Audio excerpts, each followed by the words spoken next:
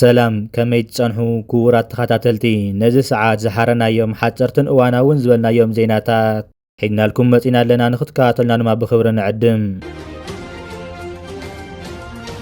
እቲ ነዊሕ እዋን ዝቐጸለ ግጭት ኣሜሪካን ኢራንን ንጸጥታን ቁጠባን ዝተፈላለዩ ሃገራት ኣብ ሓደጋ ኣውዲቕዎ ይርከብ። መራሕቲ ሃገራት ስዑድ ዓረብ፣ ሕቡራት ኢማራት ዓረብ፣ ኳታር፣ ኩዌትን ባህሬንን ኣሜሪካ ዶናልድ ትራምፕ እቲ ምስ ኢራን ዘሎ ጸገም ብዲፕሎማስያዊ መንገዲ ክፈትሕዎ ብዘይምኽኣሎም ዓብዪ ተቃውሞ የርእዩ ኣለዉ። ኢራን ብቐጥታን ብመገዲ ወከልታን ኣብ ልዕሊ ዘን ሃገራት ተካይዶ ዘለ ናይ ድሮን ሚሳኤልን መጥቃዕቲ ንናብራ ህዝቢ እቲ ዞባ ካብ ምዝራጉ ሓሊፉ ንዓበይቲ ትካላት ነዳዲ እውን ዕላማ ገይሩ ይርከብ። ብተወሳኺ ኢራን ንኣገድሲ መመሓላለፊ መስመራት ባሕሪ ሆርሙዝን ባብኤል መንደብን ንምዕፃው ተካይዶ ዘላ ምፍራህ ንንግዲ ነዳዲ ዓለም ዓብዪ ስጋት ፈጢሩ ኣሎ። ብወገን ቁጠባ ድማ እቲ ዞባዊ ዘይምርጋእ ኣብ ቱሪዝምን ንግድን ድማ ዓብዪ ጽልዋ ይሕድር ከም ዘሎ ድማ ገሊፀን። ኣብዘን ሃገራት ክካየዱ ዝነበሮም ዓበይቲ ህጉራዊ ጉባኤታት ስፖርታዊ ውድድራትን ኣብ ትሕቲ ስጋት ድማ ወዲቖም ይርከቡ። እተን ሃገራት ኣሜሪካ እኹል ዕቑባ ክትበን ከም ዘይከኣለት ብምርዳእ ሕጂ ናብ ካልኦት ሃገራት ከም ትርኩን ፓኪስታን ገጽን ድማ ይጥምት ኣለዋ። ገለ ዲፕሎማተኛታት ከም ዝሕብርዎ ድማ እዘን ሃገራት ኣሜሪካ ሰራዊታ ካብ ግዝኣተን ክተውፅእን ክስካብ ምሕታት ክበጽሓ ከም ዝኽእላ ድማ ይግመት። እቲ ኣብ መንጎ ኣሜሪካን ኢራን ዘሎ ዘይምትእማን ኩነታት ሃገራት ዓረብ ከቢድ ጭንቀት እትይዎን ይርከብ። ፕሬዚደንት ትራምፕ ምስ ኢራን ዘለዎም ግጥም እናቐጸለው ዝኸደሉ ዘሎ እዋን ጸጥታ እቲ ዞባ ናብ ምንታይ ገጹ ከም ዘምርሕ ድማ ርእዮ ኣይኮነን።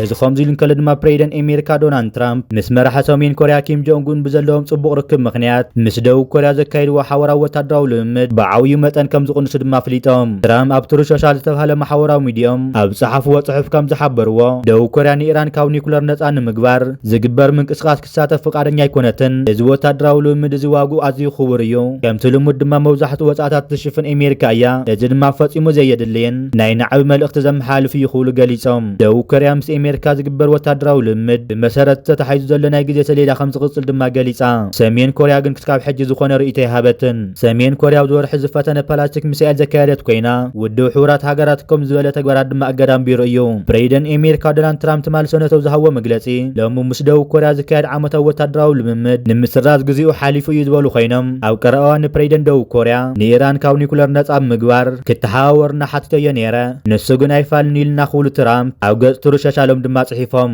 እቲ ጽሑፍ ቅድሚ ምዝርግሑ 24 ሰዓታት ምስ ኪም ጆንግ ኡን ኣብ 2019 ዝተሳእልዎ ስእሊ ድማ ለጢፎም ነይሮም። እቶም ክልተ መራሕቲ ኣብቲ ስእሊ መሓዝት እኳ እንተዘይመሰሉ ጽቡቓት ኣዕሩኽ ምዃኖም ድማ ጽሒፎም ኣለዉ። ዝሓለፈ ሰሙን መራሕቲ ሰራዊት ኣሜሪካን ደቡብ ኮርያን ን11 ዓመታት ጸንሐ ወታደራዊ ልምምድ ከም ዘካይዱ ድማ ኣፍሊጦም ነይሮም። ብኻሊእ ዜናና ድማ ኣብ ዋሽንግተን ዝርከብ ኤምባሲ ሃገር ኤርትራ ኣብ ዝቐረበ እዋን ብዛዕባ ዜና ዶቼ ቬለ ፎረን ፖሊስ ጀነራል ዘውፅዎ ጽሑፋት ብዝምልከት ጽኑዕ መርገፂኡ ገሊጹ። እቶም ማዕኸናት ዜና ንስራጅካዊ ገዳስነትን ውሽጣዊ ምርጋእ ኤርትራ ፍልጦ እኳ እንተሃቡ ንታሪክ ኤርትራ ዘዛብዕን ንልእላውነት ሃገራት ኣብ ሓደጋ ዘውድቕ ዕራኻታት ከም ዘቕረቡ ኤምባሲ ኤርትራ ኣፍሊጡ።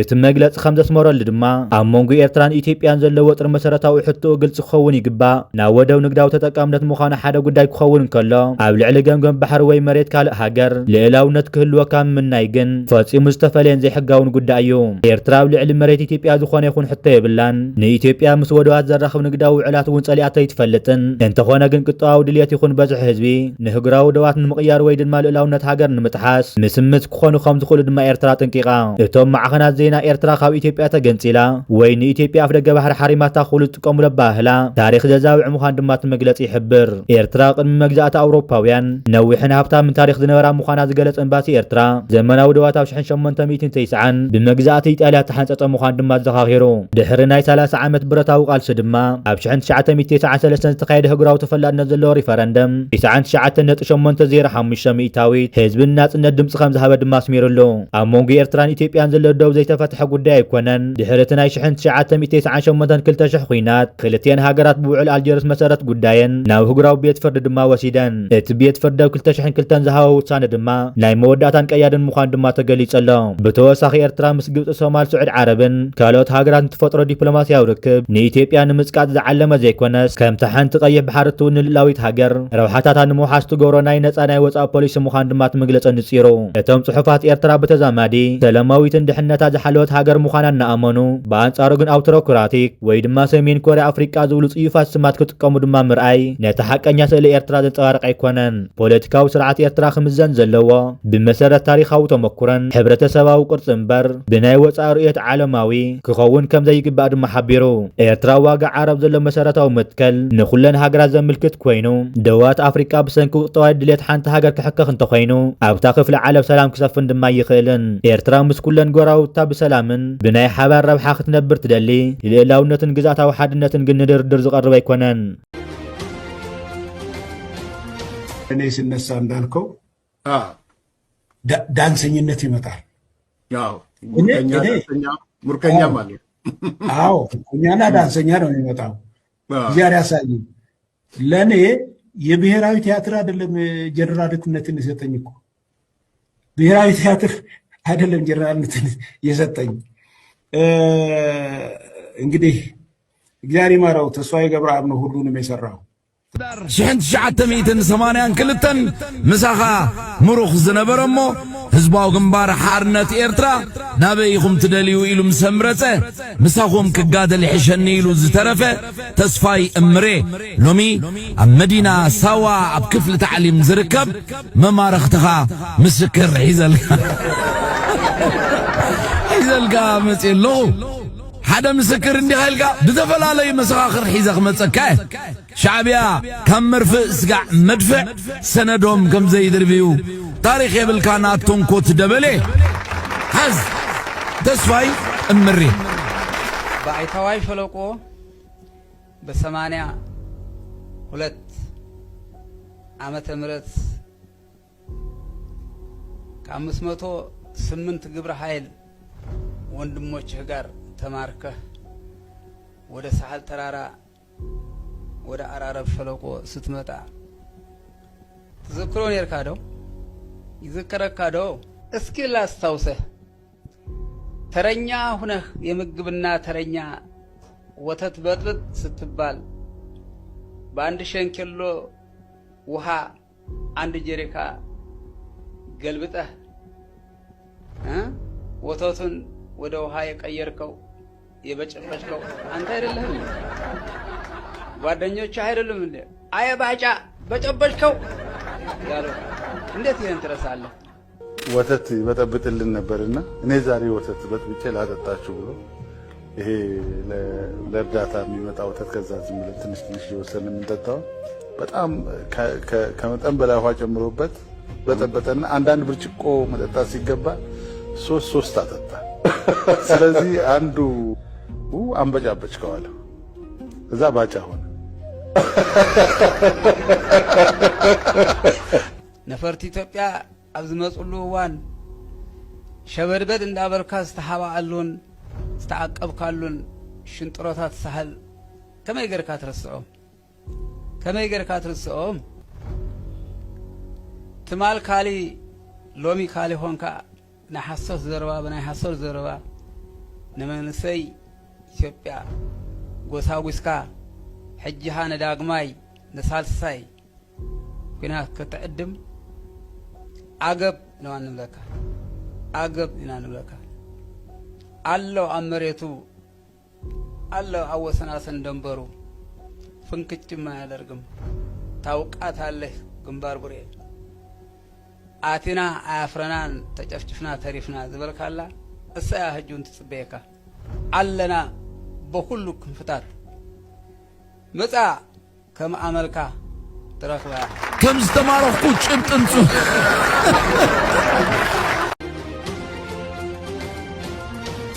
እዚ ከምዚ ልንከሎ ድማ ወሳኒት ሃገራዊ ጂኦፖለቲካዊ ዓለም ኤርትራ ኣብቲ ንግድን ስራጅካዊ ዓለም ወሳኒ ዝኾነ ቀርኒ ኣፍሪካ ትርከብ ሃገር እያ ዋላ እኳ ብመጠን ንእሽቲ ሃገር እንተተባሃለት ዘለዋ ጂኦፖለቲካዊ ቀማምጣን ጽኑዕ ፖለቲካዊ መርገፂ ግን ኣብ ዓለም ከም ሓንቲ ወሳኒት ተዋሳኢትን ክትረአ ድማ ገይርዋ ይርከብ ኤርትራ ካብ 1200 ኪሎ ሜትር ንላዕሊ ገማግን ባሕሪ እውን ኣብ ባቢኤል መንደብ ንየው ዘለዋ ወሳኒ ስራጅካዊ ቦታ እያ ትቆፃፀር እዚ መስመር እዚ ንዓለም ዘራኽብ ብቢልዮናት ዝቁፀሩ ዶላራት ዝግመቱ ሸቐጣ ሸቐጥን ነዳድን ዝሓልፈሉ ዓብዪ ወሳኒ መስመር ንግዲ እዩ ስለዚ ድማ ዝኾነ ሃገራዊ ዞባ ሰላምን ምርግጋእን ክፈጥር ወይ ጽልዋ ክህልዎ እንተደልዩ ምስ ኤርትራ ከይተላዘበ ክሓልፍ ድማ ይኽእልን ኣብ ዞባ ቀርኒ ኣፍሪካ ብሰንኪ ዝተፈላለዩ ውሽጣዊ ግጭታትን ግብረ ሽበራን ዘይርጉእ ኩነታትን ኣብ ዝሰፍነሉ ዘሎ እዋን ኤርትራ ከም ሓንቲ ውሽጣዊ ጸጥታ ዘረጋገጽ ሃገር ኮይና ድማ ትጥቀስ እዚ ምርግጋእ እዚ ድማ ንዓበይቲ ሓይልታት ዓለም ከም ሩስያን ቻይናን ሃገራት ኣውሮፓን ንኤርትራ ከም ኣገዳሲት መሻርክቲ ሃገር ክርእዋ ድማ ይገብሮም ኣሎ ኤርትራ ኣብ ዓለም ብርእሰ ተኣማንነትን ብጽንዓትን ትከራኸር ሃገር ብምዃና ኣብ ዓለማዊ መድረኻት ናይ ባዕላ ጽልዋ ክትሕድር ድማ ክኢላ እያ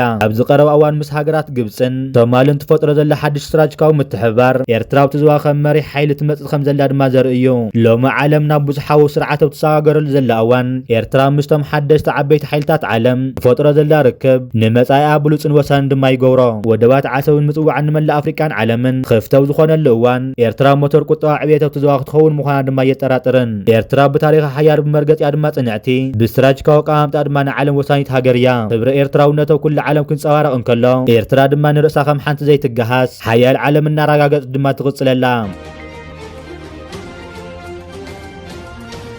ብኻሊእ ዜናና ድማ ግብጽ ንኢትዮጵያ ብትረ ጥንቂቃላ ካይሮ ኣዲስ ኣበባ ብዛዕባ ተወሳኺ ግድባት ናይል ንምስራሕ ተሓትዎ ብትር ድማ ጥንቂቃ ኢትዮጵያ ኣብ ልዕሊ ናይ ሓባር ህጉራዊ ሃብቲ ዝኾነ ሩባ ኣባይ ድሌታ ክትጽዕን ትደለላ ክትብል ድማ ዳግም ከሲሳ ግብጽ ንዝኾነ ይኹን ወገን ንውሕጁ ማይ ኣባይ ናብ ታሕተዎት ሃገራት ክቋፀር ዝፍትን ሓይሊ ኣይትቕበልን ወይ ኣይትፈቅድን እያ ክትብል ግብጽ ገሊጻ እቲ ብወገን ሚኒስተር ማይን ጸዓትን ኢትዮጵያ ኣብ ሩባ ኣባይ ተወሳኺ ድጋፍ ምህናፅ ዝምልከት ኣብ ቀረባ እዋን ዝተዋሃበ መግለጺ ድማ ምላሽ ሂቡ ብኻሊእ ዜናና ድማ ከተማታት ብዕስለ ድሮናት ሓዊ ክዘንበን ተረኣየሎ ብዝተወሰደ ሕነ ናይ ምፍዳይ መጥቃዕቲ ድማ ሓያሎ ሰባት ተቐቲሎምን ገዛውቲ ተዓንዮም ሰለማ ሰብኣሎ ነፈርቲ ዩክሬን ንዞባ ሞስኮ ሩስያ ብዕስላዊ ሓወ ዝኒበን ሓያል ባርዕ ብምፍጣር ሰባት ክቕተልን ክቆስልን ንብረቶም ክዓኑን ድማ ምኽንያት ኮይነን ኣመሓዳሪት ኣውሮጃ ዞባ ሞስኮ ኣብ ቴሌግራም ኣብ ዝጸሓፎ ጽሑፍ ሓደ ሰብኣይ ወዲ 83 ዓመት ሽዑ ከም ዝሞተን ሓያሎ ካልኦት ድማ ከም ዝቆሰልን ካብኡ ድማ ኣብቲ ዝዓበየ ናይ ሩስያ ኢንተርኔት መሸጣ ዝኾነ መኻዝን ከም ዝተወቅዐ ድማ ገሊጹ ንሱ ኣብ ካልኦት ሓያሎ ቦታታት ዕንወት ከም ዝበጽሐን ኣብ ከተማ ደሞ ዶቮ ዝርከብ መኻዝን ሓዊ ምስ ተቃጸለ ናብ ምዕርፎ ነፈርቲ ሞስኮ ከም ዝተቃረበን ድማ ገሊጹ ሚኒስተር ምክልኻል ሩስያ መላእ ሃገር 822 ሰብኣሎ ነፈርቲ ዩክሬን ከም ዝተወቅዐ ድማ ገሊጹ ኣሎ ብኻሊእ ዜናና ድማ ላዕለዋይ መሪሕነት ሰራዊት ሓይሊ ሰላም ትግራይ ድንገተኛ ሓደጋ ከም ተሰውኦ ተገሊጹ ቲፒኤፍ ላዕለዋይ መሪሕነቱ ብዘጋጠሞ ሃንደወታዊ ሓደጋ ብመስዋዕቲ ከም ዝተፈለየ ዝገለጸ ኮይኑ ምክትል ኣዛዚ ግንባር ሓደ ቲዲኤፍ መሓርክ ከላሊ ብሓደጋ መኪና ህይወቱ ከም ዝሓለፈ ምንጭታት ዜና እቲ ግንባር ገሊጾም ምክትል ኣዛዚ ግንባር ሓይሊ ሰላም ትግራይ ትማሊ ብዘጋጠሞ ሃንደወታዊ ሓደጋ ህይወቱ ከም ዝሓለፈ ምንጭታት ገሊጾም እንተኾነ ግን ደገፍቲ ህወሓት ዝኾኑ ወገናት ነቲ ኣዛዚ በዓሎም ከም ዝቆተልዎ እዮም ዝገልጹ ዘለው ኣካል ጽምዶ ስለ ዝኾነት ሰራዊት ሱዳን ድሮን ኣውዲቑሎ ኣብ ሰሜን ኮርዶፋን 250 መኻይን ሒዞም ኣትዮም ናይ ሜዳ ውግእ ናይ መኪና ብመኪና እንዳኸድካ ከቢድ ብረት መኪና ሰቂልካ ዓይነት እዩ ነይሩ ትውግእ ሓያል ደማዊ ዝኾነ ውግእ ከም ዝነበረ ሓቢሮምን ኣለው ኣብ ሰሜን ኮርዶፋን ከተማታተን ዕብይ ዝበላ ከተማታት ኩለን ሰራዊት ሱዳን ተቆጻጺርዎን ከም ምዃኑ ኣፍታ ዝነበረት ናይ 2 መዓልቲ ውግእ 250 መኻይን ናይ RSF የማሪኾም 250 መኻይን ተማሪኸን ማለት 250 ምሩ ከለዉ ባዕሉ ናይ መኪና ተሽፈር ባዕሉ ወልዎ ከም ዝሞቱ ሞይቶም ኣለዉ 250 ዝኣኽሉ ምሩኻት ነተን መኻይን ሒዞም ዘለዉ እኳስ ኣለዉ ካሊእ ሰራዊት መጉረፉ ክንደይ ናይ ዝኣክል ዓወታት ይቐንዖኹም ዘሎ ሰራዊት ሱዳን እትርእይዎ እዚ ኣብ ናይ ትማሊ ውዕልኡ ትማሊ እንዲያታ ናይ መተከል እውን ዝነገርኩም ስታ ናይ ቀቦ ኣብ ናይ ትማሊ ውዕልኡ ከዓ በዚ ብኩርሙክ ንኩርሙክ ወፂኦሙሉ እዮም ምክንያቱ ነቲ ከተማ ይድብድብ ነይሩ ብከቢድ ካብ ኣሶሳ ጀሚርካ እስካዕ ኩርሙክ ዘሎ ናይ RSF እና ኢትዮጵያ ሰራዊትን ካብ ካምፕታቶም ካብዚ እናተደብደበ ነይሩ ተኸተማ ይድብደብ ስለ ዝነበረ ወፂኦሙሎም ድሓር ግን ምስ ኣተው ሓመድ እዮም ገይሮሞም ኡ ሓመድ እዮም ገይሮሞ ክንደይ ናይ ዝኣክል ኣብ ፍራስትሬሽን ከም ዘለዉ ትርእይዎም ሓደ ህፃን ትግራዋይ ማሪኽና ኣለና ይብሉ ካብቲ ከባቢ ትግርኛ ዝዛረብ ኢሎም ወሲዶም እቲ ዝኸደንዎ ሬንጀር ከዓ ናይ ኣርሚ ሰብዓ እውን ኣይኮነን ትሕመቕ ብኻሊእ ዜናና ድማ ኣብ ዓፋር ዝርከቡ ዕጡቃት እጉጉም ለመው ዝሃቦ መግለጺ ናብ ዓፋር ለሙን ልዕሊ 200 ሓለፍቲ ዝርከብዎም ምስ መኻይኖም ከም ተጸንበርዎም ገሊጾም ዕጡቃት ዓፋር ናብ ኤርትራ ካብ ዝኣተዉ ውሕዳት ተዋርሒ ዘቁፅረሉ እዋን ካብ ዓፋር ናብ ኤርትራ ዝኣተዉ ዕጡቃት ቁፅሮም ናይ 4000 ከም ዝተቃረበ እዮም ቶም ፀምፅባት ዝሕብሩ ብኻሊእ ዜናና ድማ ተጋዳላይ በረኻ ሓጎስ ተሰዊኡ ኣባል ሚኒስትሪ ሕርሻ ገዲም ተጋዳላይ በረኻ ሓጎስ ብ15 ናሓሰ መበል 75 ዓመት ዕድሚኡ ብሕማም ከም ተሰውአ ተገሊጹ ስነ ስርዓት ቀብሩ ድማ ትማል 16 ፍርቂ መዓልቲ ኣብ መኻነ መቃብር ሓርበኛታት ኣስመራ ተፈጺሙ ዝኸበርኩምን ዝኸበርክን ተኸታተልትና ንሰዓት ዝሃረናዮም ሓፀርትን እዋናውን ዝበልናዮም ዜናታት ነቶም ክትከታተልዎም ፀናሕኹም ይመስሉ ነይሮም ኣብ ዝቕፅሉ ብኻልኦት ሓበሬታታት ክሳብ ንራኸብ ሰላም እናተመነና በቢ ዘለኹም ሰላም ንዓኹም ይኹን ሰላም